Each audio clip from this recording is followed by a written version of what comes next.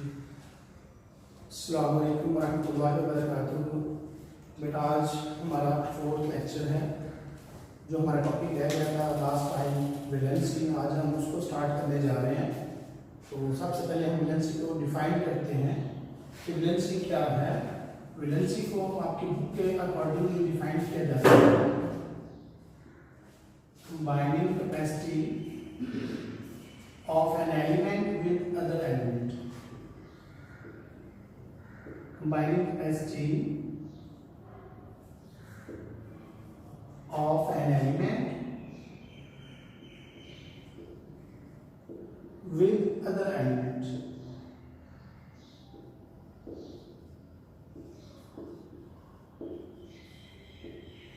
मतलब ये एक एलिमेंट की दूसरे एलिमेंट के साथ कंबाइन करने की जो सलाहियत है उसको वैलेंसी कहते हैं। या और सिंपली हम कह सकते हैं the number of bond formed by an atom, के बॉन्ड की तादाद जो कोई एटम बनाता है उसको वैलेंसी कहते हैं। फॉर एग्जांपल अगर कोई एटम एक बॉन्ड बनाता है तो उसकी वैलेंसी हम कहते हैं 1 है, और अगर कोई एटम 2 बॉन्ड बनाता है तो हम कहते हैं उसकी वैलेंसी 2 है। ऐसे ही कोई 3 बॉन्ड बनाता है तो हम कहते हैं उसकी वैलेंसी 3 है। तो इस तरह भी हम वैलेंसी को डिफाइन कर सकते हैं मोर सिंपली। के number of bonds formed by an atom,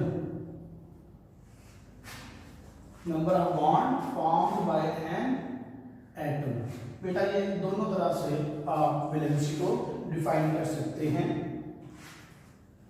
अब हम बेटा देखते हैं कि वैलेंसी जो है किस चीज पे डिपेंड करती है। बेटा valency number of electron present in outermost shell of an atom. Outermost shell में जब वैलेंस शेल में जितने इलेक्ट्रॉन प्रेजेंट होते हैं उन पे वैलेंसी डिपेंड करती है। इसके लिए हम एटम की स्ट्रक्चर को देख लेते हैं कि एटम का स्ट्रक्चर कैसे होता है। जैसा कि हमने लास्ट लेक्चर में डिस्कस किया था कि एटम के सेंटर में न्यूक्लियस होता है,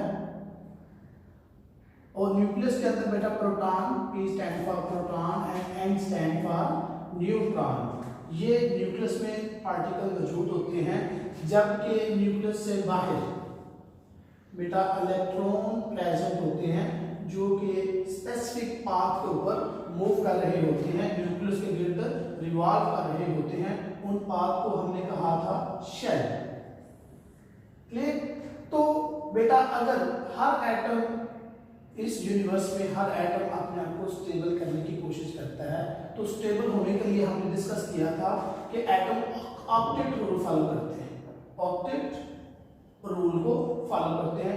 ऑक्टेट रूल का मतलब होता है कि हर एटम अपने आउटरमोस्ट शेल में एक इलेक्ट्रॉन हासिल करना चाहता है। हर एटम अपने आउटरमोस्ट शेल में एक इलेक्ट्रॉन हासिल करना चाहता है। क्लियर? तो बेटा जब तक वो चाहे इलेक्ट्रॉन गेन करने से हासिल करे चाहे वो इलेक्ट्रॉन लूज करने से हासिल करे, उसके आउटरमोस्ट शेल में एक इलेक्ट्रॉन होने चाहिए। अगर उसके आउटरमोस्ट शेल में एक इलेक्ट्रॉन हो जाते हैं तो हम कहते हैं कि एटम स्टेबल हो गया है। तो बेटा वैलेंसी का हम दो तरह से कोवेलेंट कंपाउंड में वैलेंसी को देखते हैं, हम आयनिक कंपाउंड में वैलेंसी को देखते हैं। कोवेलेंट कंपाउंड में अगर वैलेंसी की बात करें तो हम कहते हैं कि यही बात जो हमने डिफाइन की थी, number of bonds formed by an atom. एक एटम जितने बॉन्ड बनाता है उसको वैलेंसी कहते हैं। तो कोवेलेंट कंपाउंड की जब हम बात करते हैं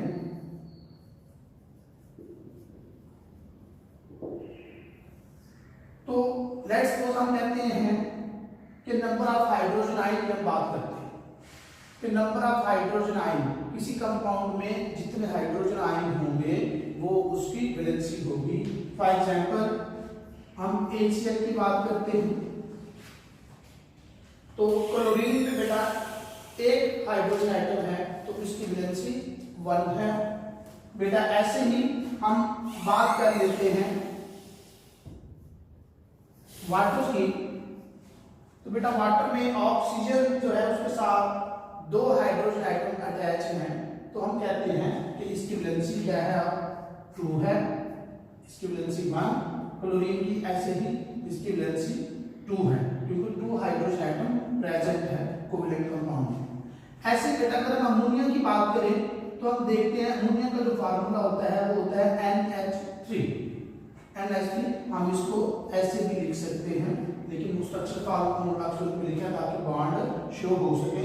तो 1 हाइड्रोजन, 2 हाइड्रोजन एंड 3 हाइड्रोजन, इस तरह बेटा 3 हाइड्रोजन अगर प्रेजेंट हो तो हम कहते हैं कोवैलेंट कंपाउंड में इस एटम की जो वैलेंसी है वो 3 है। ऐसे ही बेटा हम मीथेन की बात करते हैं, CH4 मीथेन की बात करते हैं, तो बेटा यहाँ कार्बन जो है वो 4 हाइड्रोजन एटम के साथ अटैच है, तो इस तरह यहाँ वैलेंसी 4 है। ठीक है बेटा, कोवैलेंट कंपाउंड में हम कहते हैं the number of hydrogen ion present in a molecule, एक मॉलिक्यूल में जितने हाइड्रोजन आयन एटम जो है वो प्रेजेंट हो उसको वैलेंसी कहते हैं। अगर यहाँ एक हाइड्रोजन एटम है तो वैलेंसी 1 है, अगर यहाँ 2 है तो वैलेंसी 2 है, यहाँ 3 है तो वैलेंसी 3 है, यहाँ 4 है तो वैलेंसी 4 है। दूसरे लफ्जों में हम अगर देखें तो जितने बॉन्ड बना रहा है, देखिए क्लोरीन 1 बॉन्ड बना रहा है तो वैलेंसी 1 है, ऑक्सीजन 2 बॉन्ड बना रहा है तो वैलेंसी 2 है, ऐसे ही नाइट्रोजन 3 बॉन्ड बना रहा है तो वैलेंसी 3 है, और ऐसे ही कार्बन 4 बॉन्ड बना रहा है तो वैलेंसी 4 है। बेटा ये कोवैलेंट कंपाउंड की बात है। अगर हम बात करें आयनिक कंपाउंड की, तो बेटा आयनिक कंपाउंड पे हम कहते हैं जो वैलेंसी है वो डिपेंड करती है नंबर ऑफ लॉस्ट और गेन्ड इलेक्ट्रॉन। आयनिक कंपाउंड में क्या, नंबर ऑफ लॉस्ट और गेन्ड इलेक्ट्रॉन। बेटा आयनिक कंपाउंड वो कंपाउंड होते हैं जो कि इलेक्ट्रॉन की कंप्लीट ट्रांसफर से बनते हैं। हमने पहले भी डिस्कस किया था कि आयनिक कंपाउंड में क्या होता है कि इलेक्ट्रॉन एक जो एटम है वो कंप्लीटली इलेक्ट्रॉन ट्रांसफर कर देता है दूसरे को, और दूसरा कंप्लीटली उसको एक्सेप्ट कर देता है। हम एक इक्वेशन से यहाँ शो कर सकते हैं कि ये बेटा सोडियम है, Na सोडियम का सिंबल है, और ये एक इलेक्ट्रॉन अगर देता है तो उसके ऊपर पॉजिटिव चार्ज आ जाता है, क्लियर। और यही इलेक्ट्रॉन अगर ये क्लोरीन जो हमने यहाँ फार्मूला में लिखा है, अगर ये इलेक्ट्रॉन एक्सेप्ट करता है, क्लियर, इस तरह बेटा इसके ऊपर नेगेटिव चार्ज आ जाता है, क्लियर। तो ये दोनों बेटा आपस में बॉन्ड बना लेते हैं जिसे हम आयनिक बॉन्ड कहते हैं। तो हम इसको इस शक्ल में लिख देते हैं NaCl, सोडियम क्लोराइड। तो बेटा आयनिक कंपाउंड में अगर कोई एटम एक इलेक्ट्रॉन लूज करता है अपना ऑक्टेट ग्रुप मुकम्मल करने के लिए, क्लियर, तो उसकी बेटा वैलेंसी 1 होगी। अगर हम सोडियम की बात करते हैं तो हमें पता है सोडियम का एटॉमिक नंबर है 11। ये सोडियम का न्यूक्लियस, प्रोटॉन, न्यूट्रॉन,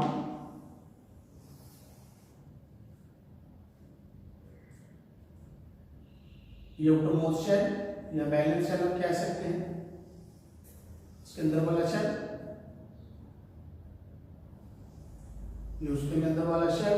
इनके पहले में इसके 2 होते हैं, दूसरे में इसके 8 होते हैं, और लास्ट में इसका 1 इलेक्ट्रॉन होता है, क्लियर। अब बेटा अब इसने अपना ऑक्टेट रूल मुकम्मल करना है। ये बैलेंस शेल है, लास्ट वाला shell valence shell. Octet rule मुकम्मल करने के लिए इसके आउटरमोस्ट शेल में बेटा 1 इलेक्ट्रॉन होने चाहिए, लेकिन यहाँ देखते हैं कि ये सोडियम है, इसके आउटरमोस्ट शेल में तो 1 इलेक्ट्रॉन है। अब इसके पास 2 पॉसिबिलिटी है, या तो ये 7 जो इलेक्ट्रॉन है उनको हासिल करें ताकि इस आउटरमोस्ट शेल में 1 इलेक्ट्रॉन हो जाए, या फिर ये जो 1 इलेक्ट्रॉन है इसको लूज कर दे और अपना ये वाला शेल है इसको खत्म कर दे। तो अब इसका जो आउटरमोस्ट शेल है वो ये वाला बन जाता है जिसमें 1 इलेक्ट्रॉन है, तो इस तरह ये स्टेबल हो जाता है। तो इन दोनों पॉसिबिलिटी में जो सबसे इजीएस्ट वे है वो 7 इलेक्ट्रॉन गेन करना नहीं है, बल्कि 1 इलेक्ट्रॉन को डोनेट करना है। तो ये इजीली ये सोडियम जो है वो एक इलेक्ट्रॉन डोनेट कर देता है, तो जिसकी वजह से उसके ऊपर पॉजिटिव चार्ज आ जाता है। क्लियर? तो बेटा इस तरह आयनिक कंपाउंड में अगर कोई एटम एक इलेक्ट्रॉन डोनेट करता है बेटा हम कहते हैं उसकी वैलेंसी 1 है। ऐसे ही बेटा हम ग्रुप नंबर 2 की बात करते हैं पीरियोडिक टेबल में, लाइक मैग्नीशियम है, Mg स्टैंड फॉर मैग्नीशियम। अगर बेटा मैग्नीशियम 2 इलेक्ट्रॉन लूज करता है, उसकी कैपेसिटी है कि वो 2 इलेक्ट्रॉन लूज कर सकता है, तो बेटा उसकी वैलेंसी है 2। बेटा ऐसे ही हम ग्रुप नंबर 3 में चले जाते हैं, तो हम देखते हैं वहां एल्यूमिनियम प्रेजेंट है, तो बेटा एल्यूमिनियम 3 इलेक्ट्रॉन लूज कर सकता है, तो उसकी बेटा वैलेंसी है 3। बेटा 3 इलेक्ट्रॉन लूज करने से यह ऑक्टेट रूल फॉलो मुकम्मल करता है, ये 2 इलेक्ट्रॉन लूज करने से अपना ऑक्टेट कंप्लीट करता है, और ये 1 इलेक्ट्रॉन लूज करने से अपना ऑक्टेट कंप्लीट करता है। इस तरह इनकी वैलेंसी बेटा 1, यहाँ 1, यहाँ 2 और यहाँ 3। इस तरह बेटा अगर हम पीरियोडिक टेबल में देखते हैं जो कि एक ग्रुप प्रेजेंट है पीरियोडिक टेबल में, आप इंशाल्लाह आगे स्टडी करेंगे जब नेक्स्ट चैप्टर्स हम पढ़ेंगे, उसमें आप देखेंगे पीरियोडिक टेबल में बेटा एक ग्रुप प्रेजेंट होते हैं इस तरह 1 2 3 4 5 6 7 एंड 8। तो बेटा ग्रुप 1 वाले जो एलिमेंट होते हैं वो एक इलेक्ट्रॉन लूज करते हैं, उनकी वैलेंसी 1 होती है। ग्रुप 2 वाले जो एलिमेंट हैं वो 2 इलेक्ट्रॉन लूज करते हैं, उनकी वैलेंसी 2 होती है। ऐसे 3 वाले बेटा वो 3 इलेक्ट्रॉन लूज करते हैं, तो उनकी वैलेंसी बेटा हम 3 कहते हैं। ऐसे बेटा 4 वाले जो हैं वो 4 वाले जो एलिमेंट है बेटा वो कोवैलेंट कंपाउंड बनाते हैं, वो लूज नहीं करते, ना ही एक्सेप्ट करते हैं कंप्लीटली, बल्कि वो शेयर इलेक्ट्रॉन को करते हैं। जैसा कि कार्बन की हम बात करें, यहाँ कार्बन प्रेजेंट होता है, तो वो बेटा इसका आउटरमोस्ट शेल में 4 इलेक्ट्रॉन होते हैं, इस तरह 1 2 3 4। ये इसका शेल कंसीडर करें, इस तरह इसका शेल है, इसमें 4 इलेक्ट्रॉन है, तो ये 4 हाइड्रोजन एटम के साथ बॉन्ड बना लेता है।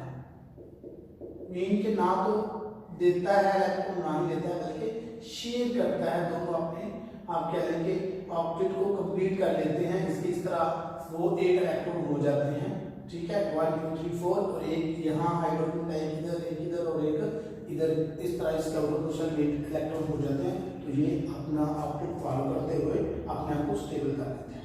बेटा अगर हम यहाँ देखते हैं कि ये लास्ट वाला जो ग्रुप है बेटा, इनको हम नोबल गैसेस कहते हैं।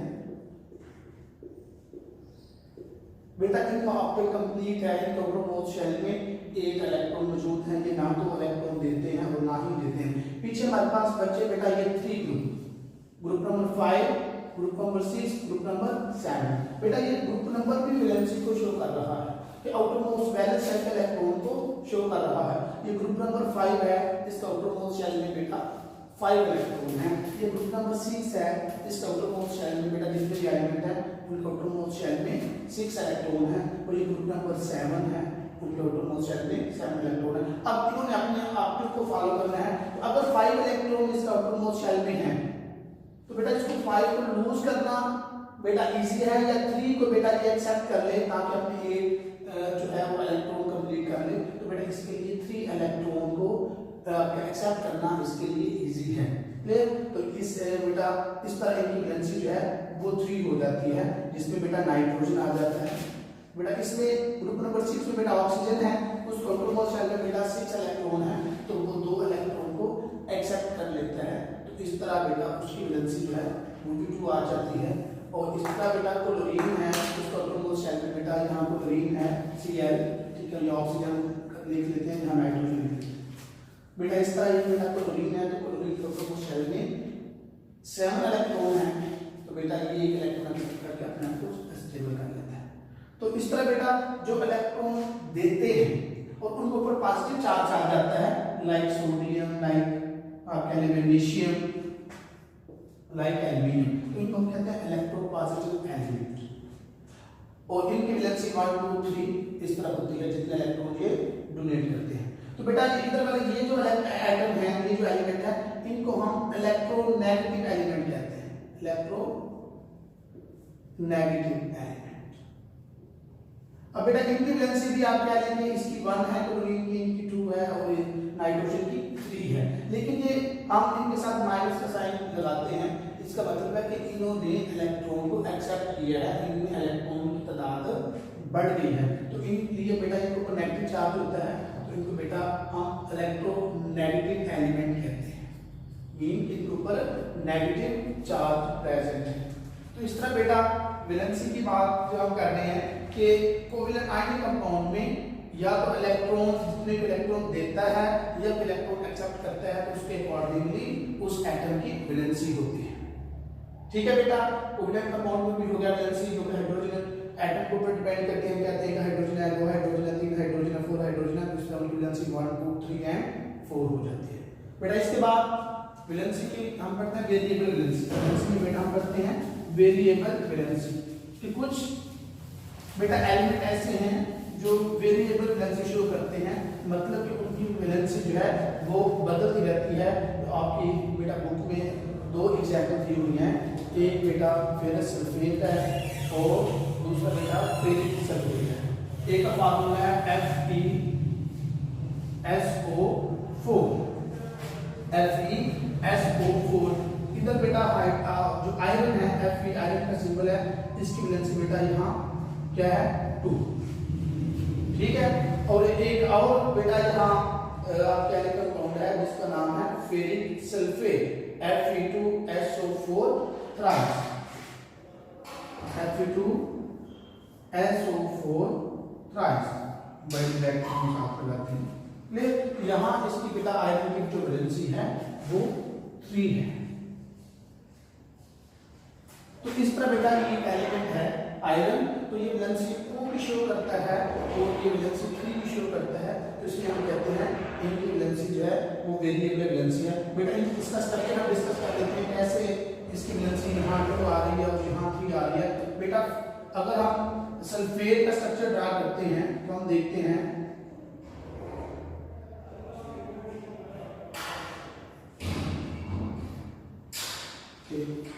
4 एक सल्फर सेंटर में प्रेजेंट है और 4 बेटा यहाँ ऑक्सीजन प्रेजेंट है।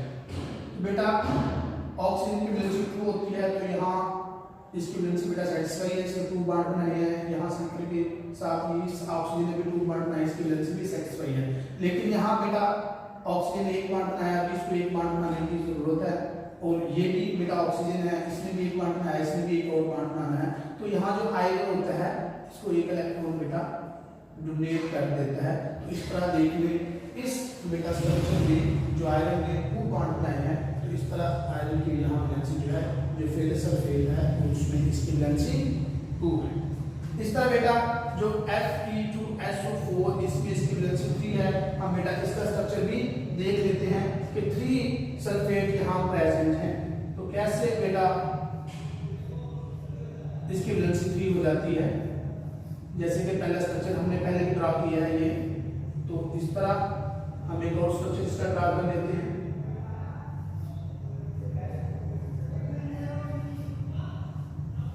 और एक यहाँ नीचे और स्ट्रक्चर ड्रा कर लेते हैं हम। ये ऑक्सीजन, ये भी ऑक्सीजन, ये भी ऑक्सीजन।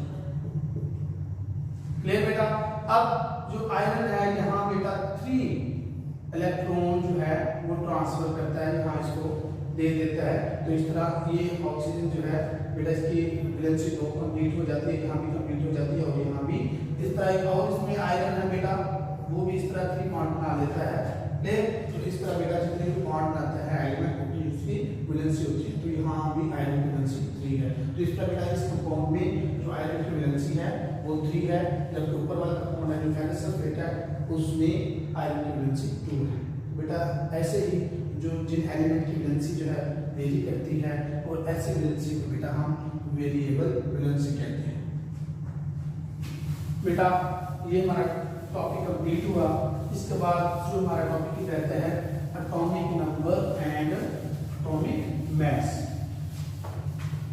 बेटा जैसा कि स्ट्रक्चर ऑफ एटम पहले ड्रॉ किया हुआ है कि एटम का स्ट्रक्चर हम देखें तो बेटा एटम के स्ट्रक्चर में न्यूक्लियस प्रेजेंट है और न्यूक्लियस के अंदर बेटा इलेक्ट्रॉन भी प्रेजेंट है, न्यूक्लियस के अंदर प्रोटॉन प्रेजेंट है और न्यूट्रॉन प्रेजेंट है।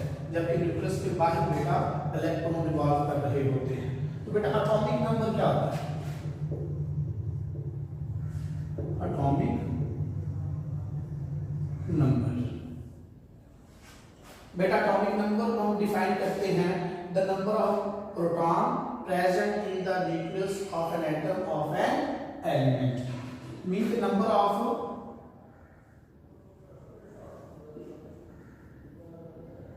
proton present in the nucleus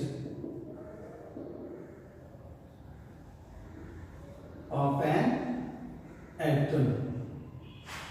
ठीक है, एक of an atom of an element, किसी एलिमेंट के एटम के न्यूक्लियस में नंबर ऑफ प्रोटॉन बेटा उसको एटॉमिक नंबर कहते हैं। जैसा कि हम एक सिंपल सी एग्जांपल ले लेते हैं, क्या ऑक्सीजन की एग्जांपल ले लेते हैं। क्या ऑक्सीजन का स्ट्रक्चर हम क्या करते हैं?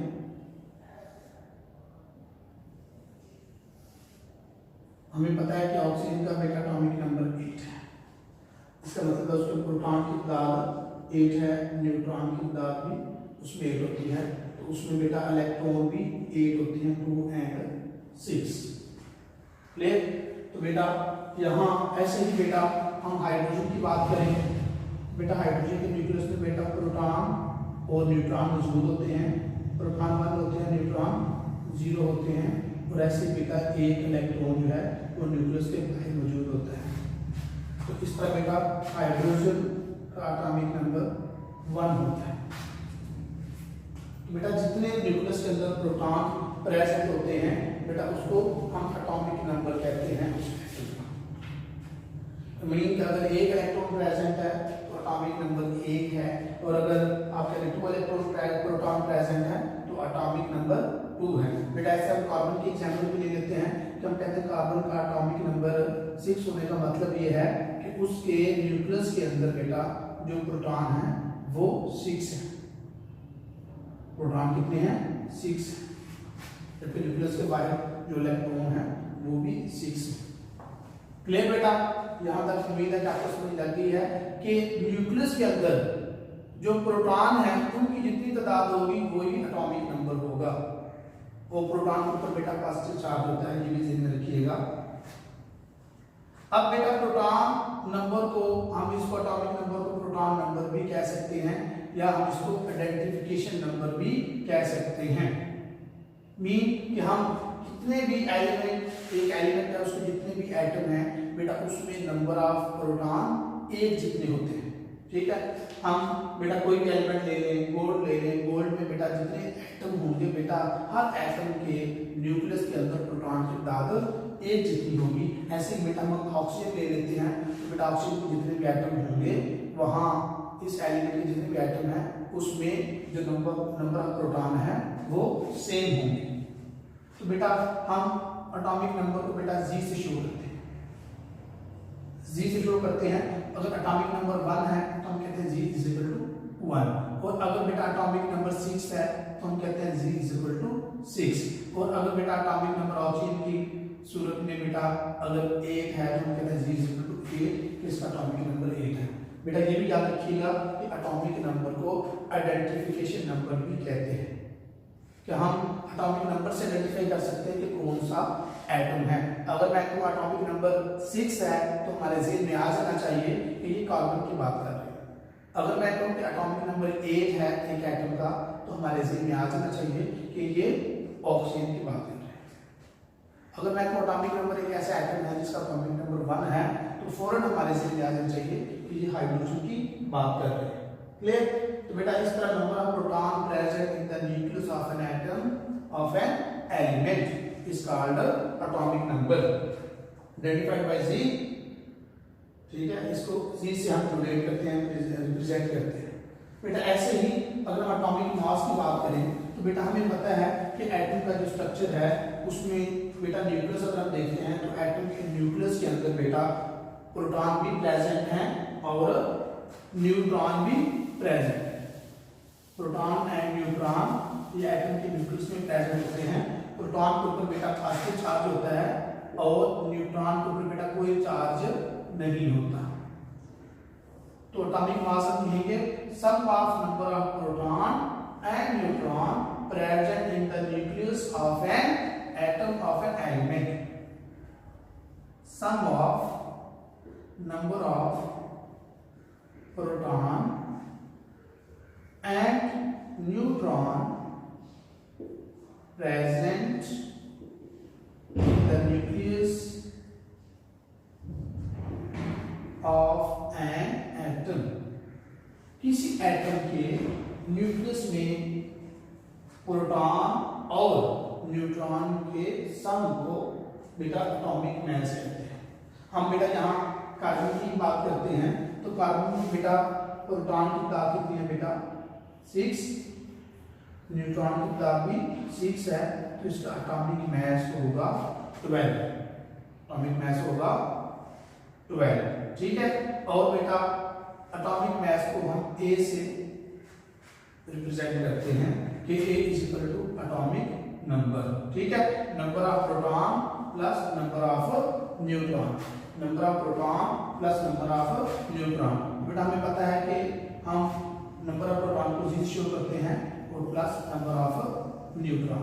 बेटा A इज इक्वल टू हो जाएगा G is equal to 6 number of proton और प्लस 6, तो A is equal to 12। Clear बेटा। बेटा ऐसे ही अगर हम ऑक्सीजन की बात करें तो हमें पता है ऑक्सीजन के केस में जो प्रोटॉन है वो 1 है, जबकि जो न्यूट्रॉन है बेटा वो भी 1 है। तो इस तरह बेटा उसका एटॉमिक मास क्या होगा, जैसे कि फार्मूला है G+N। तो बेटा नंबर ऑफ प्रोटॉन कितने हैं 8 और नंबर ऑफ न्यूट्रॉन कितने हैं वो भी 8 हैं। तो इस तरह बेटा उसका एटॉमिक मास हो जाएगा 16। क्लियर बेटा। इस तरह बेटा अगर हम हाइड्रोजन की बात करते हैं तो बेटा हाइड्रोजन में हम देखते हैं जो एटॉमिक मास है G+N। तो बेटा नंबर ऑफ प्रोटॉन कितने हैं हाइड्रोजन में 1 और नंबर ऑफ न्यूट्रॉन बेटा कोई न्यूट्रॉन प्रेजेंट नहीं है, इसलिए हाइड्रोजन का एटॉमिक मास होगा 1। तो बेटा जितने प्रोटॉन और न्यूट्रॉन किसी एटम के न्यूक्लियस में होंगे उसको बेटा हम उसका एटॉमिक नंबर कहेंगे। जैसा कि आपके सामने मैंने 2-3 एग्जांपल रखी हैं। ये कार्बन की एग्जांपल है, एटॉमिक नंबर इसका एटॉमिक मास 12 है। ऐसे ऑक्सीजन है, इसका एटॉमिक मास 16 है, और ऐसे ही हाइड्रोजन है बेटा इसका एटॉमिक मास 1 है। इस तरह बेटा हमारा जो एटॉमिक नंबर है और एटॉमिक मास का टॉपिक है बेटा ये भी कंप्लीट हुआ जाता है। इसके बाद हमारा बेटा एक टॉपिक है रिलेटिव एटॉमिक मास। बहुत इंपॉर्टेंट टॉपिक है बेटा। रिलेटिव एटॉमिक मास का मतलब है कि हम किसी भी एटम का जो मास है वो किसी दूसरे एटम से कंपेयर करके मालूम करते हैं। कंपैरिजन में हम एटम के मास को बेटा मालूम करते हैं, तो उसको बेटा रिलेटिव एटॉमिक मास कहते हैं। हमारा टॉपिक है relative atomic mass. Relative atomic mass, the mass of an element as compared to the mass of carbon-12. Simply beta, the mass of an atom of an element, the mass of an atom of an element as compared with mass of carbon 12। Mean carbon 12 के साथ हम किसी भी atom के मास को बेटा compare करके जो मास निकालते हैं बेटा उसको रिलेटिव एटॉमिक मास कहते हैं। बेटा एटम का हमने ऐसा क्यों किया है बेटा, एटम का बेटा मास इतना कम होता है कि हम बेटा उसको मेजर नहीं कर सकते, हम उसको डिटरमिन नहीं कर सकते। तो बेटा इसके लिए हमें एक स्टैंडर्ड डेवलप करना पड़ा, जो कि हमने पहले तो हाइड्रोजन उसको डेवलप किया और उसको फिर हमने बेटा उसके बाद एक और अच्छा हमें एलिमेंट मिल गया जो कि कार्बन था। हमने उसकी बेस पे हमने बेटा जितने भी एलिमेंट हैं पीरियोडिक टेबल में उनके एटॉमिक मास को फाइंड किया।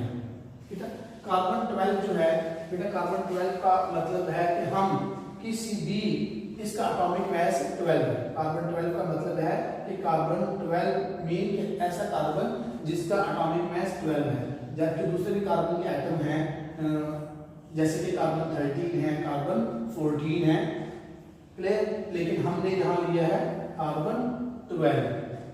बेटा हमने स्टैंडर्ड कैसे सेट किया, हमने कहा लेट्स सपोज कि ये कार्बन है, इसके बेटा 12 यूनिट, कितने यूनिट है 1 2 3 4 5 6 7 8 9 10। हम लेट्स सपोज इस कार्बन को 12 पार्ट में डिवाइड कर दिया। ठीक है, और किसी भी एटम का हमने बेटा अगर मास मालूम करना है तो बेटा इसके 1/12 पार्ट से बेटा हम उसको कंपेयर करते हैं। तो इस कंपैरिजन में बेटा जो मास आता है उसको रिलेटिव एटॉमिक मास कहते हैं। लेट्स सपोज हमारे पास हाइड्रोजन एटम है, हमने एक पलड़े में, एक तराजू के एक पलड़े में हाइड्रोजन एटम रखा, तो इसके बेटा एक पार्ट को हमने यहाँ रखा, तो बेटा ये बैलेंस हो गया। लेट्स सपोज थ्योरेटिकली बात कर रहा हूँ बेटा, समझाने की बात नहीं बात कर रहा हूँ कि हमने लेट्स सपोज ऐसा पॉसिबल तो नहीं है, लेकिन समझने की खातिर मैंने कार्बन 12 के 12 यूनिट बना लिए और एक यूनिट के साथ हमने जितने भी एटम थे उनको कंपेयर करके उनके मास निकाल लिए। जैसे कि हाइड्रोजन की अगर बात करें तो बेटा हमें कार्बन का यहाँ 1 यूनिट लेना पड़ेगा, तो अगर ये बैलेंस हो जाता है तो इसका मतलब है कि इसका मास जो है वो 1 है। बेटा ऐसे ही अगर हम ऑक्सीजन की बात करें, यहाँ बेटा अगर हम ऑक्सीजन रखते हैं, हमें नहीं पता कि ऑक्सीजन का मास कितना है, ले बेटा तो ऑक्सीजन का मास जितना हमने यहाँ ऑक्सीजन रखी, तो बेटा इस तरह यहाँ हमें इसके 16 आपके यूनिट रखने पड़े। ठीक है, जब 16 यूनिट हमने पहले 1 रखा, ये हैवी था, 2 रखा, 3 4 5 6 7 8 यहाँ तक 16 बेटा यहाँ पे यूनिट रखने पड़े इसके, तो इसका मास हमें पता चला कि ये 16 है। ठीक है, ऐसे ही बेटा कार्बन के लिए अगर हमने बैलेंस को मालूम करना पड़ा, यहाँ कार्बन हमें नहीं पता कि कार्बन का मास कितना है, तो बेटा हमें यहाँ 12 यूनिट, यही यूनिट ये 12 रखना पड़े, तो बेटा उसका मास जो है वो 12 है। ऐसे बेटा अगर मैग्नीशियम की बात करें Mg, तो बेटा हमें यहाँ 24 ऐसे यूनिट रखना पड़े, ऐसे हमें 24 यूनिट रखना पड़े, तो जिससे हमें पता चला कि मैग्नीशियम का जो मास है वो 24 है। तो इस तरह बेटा हम जितने भी एटम हैं बेटा उनके हमने मास कार्बन 12 के 1/12 पार्ट से कंपैरिजन करके निकाले हैं, तो इस वजह से हम इसको रिलेटिव एटॉमिक मास कहते हैं। जैसे कि आपकी बुक में जो डेफिनेशन लिखी हुई है, the relative atomic mass of an element is the average mass of an atoms of that element as compared to 1/12 the mass of an atom of carbon 12 isotopes। Carbon 12 के 1/12 part से comparison करके किस atom का जो मास निकाला जाता है उसको रिलेटिव एटॉमिक मास कहते हैं। ठीक है बेटा, अब रिलेटिव एटॉमिक मास को बेटा AMU, बेटा इस कार्बन के जो एक यूनिट को हम 1 AMU कहते हैं। ठीक है, 1 एटॉमिक मास यूनिट, तो बेटा इसको हम शो करते हैं AMU से। AMU mean atomic mass unit, AMU mean atomic mass unit. तो बेटा अगर हम एटॉमिक मास यूनिट को ग्राम में शो करें तो हम कहेंगे 1 AMU is equal 1.66 into 10 raised power minus 24 gram। 1 AMU is equal to 1.66 into 10 raised power minus 24 ग्राम। बेटा ये है रिलेशन AMU का ग्राम के साथ। ऐसे बेटा आपकी बुक में जो है वो मास ऑफ प्रोटॉन भी लिखा हुआ है, ठीक है, वो है 1.0073, और इस तरह मास ऑफ न्यूट्रॉन भी लिखा हुआ है 1.0087 AMU। ऐसे ही मास ऑफ इलेक्ट्रॉन भी है 5.486 × 10⁻⁴ AMU। और साथ ही बेटा इसको ग्राम में भी शो किया गया है। इस तरह बेटा हमारा रिलेटिव एटॉमिक मास का टॉपिक भी कंप्लीट हुआ जाता है। ठीक है, इंशाअल्लाह ताला हम नेक्स्ट लेक्चर में हाजिर होंगे विद न्यू टॉपिक।